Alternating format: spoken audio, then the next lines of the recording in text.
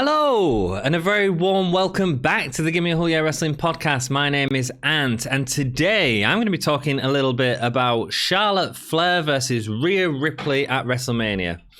On our Twitter recently, Tombstoner Forever wrote a message to us, and he said, not related to the topic that we was actually talking about, but have you thought about how Charlotte NXT storyline would have been suited better to Becky Lynch, as Becky never won the NXT Women's Championship? Obviously, Charlotte did. It's an interesting concept because one of the first things Charlotte came out and said was, I want to have all the gold, but obviously she's already had all the gold. So Becky being in the main event or being in at WrestleMania with Shayna Baszler, I think is a bigger deal.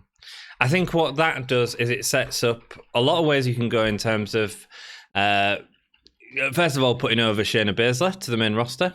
A big match for her. Obviously, she's big within both the UFC scene, one of the four horsewomen, relation to Ronda Rousey. Perhaps Ronda Rousey is going to show up at WrestleMania and help her buddy out to get revenge on Becky.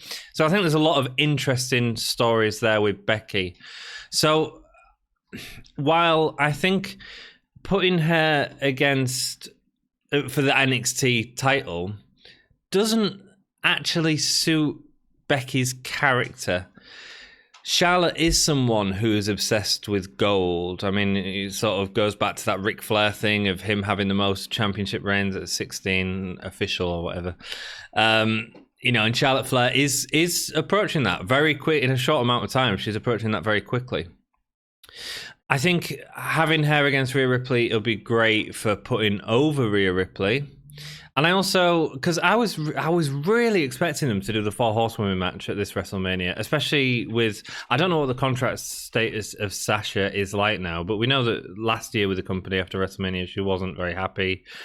And it doesn't feel like they're using Sasha very well, and she's a talent, I don't really feel like they're using Bayley very well. It just feels like Charlotte and Becky. So, whilst I think Becky and Shayna's great, and I think Charlotte and Rhea's great, I think I agree with you. The story of it, in terms of Becky never having won the title, could have been better. However, I don't think Becky's character needed that, as opposed to the woman obsessed with the gold.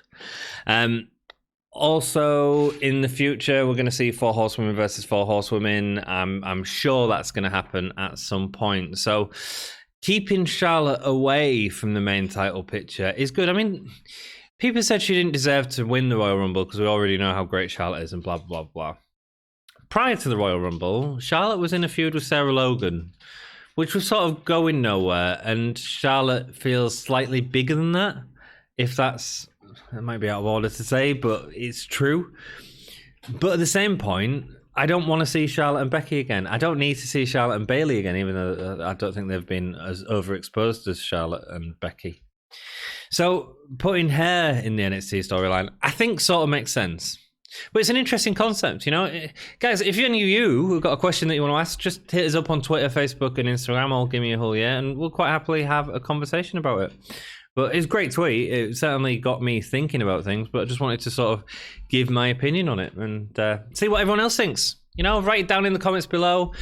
Hit the like button, hit the subscribe button, and the ring bell notification. Ding, ding, ding. And yeah, until next time, keep it gay.